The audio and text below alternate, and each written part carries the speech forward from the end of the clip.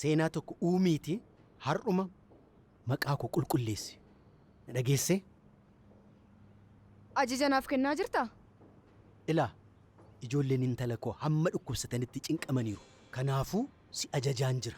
Yeroon barbaada. Homaa yeroon barbaachisu. Shakkii kee gara nama tokkootti jijjiiruun akkamitti sitti ulfaachuu danda'a? Gaashee amma yoonaatti homaa argachuu hin dandeenye. Garuu yaadda namoota hundumaa faana nimiif dhiyoo kanatti hin argannaan. Eeyyeen ganda kana keessa yoo jiraate. Garuu eessa deemuu dandeessi? Poolisiin sun bilbila kiyya kaasuu dhiisteetti. Eenyummaa koo sirriitti agarsiisa. Hin yaadda'een gaasheen argannaan.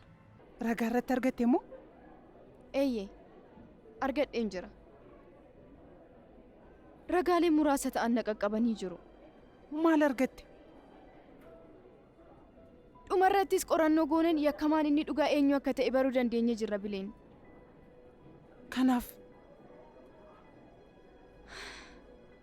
Kanaafuu abbaan kee nama qulqulluudha. Jechuun akka carraa ta'ee lola kaleessa galgala uumamee tureen ajjeefameera. Abbaan koo moo? Miti.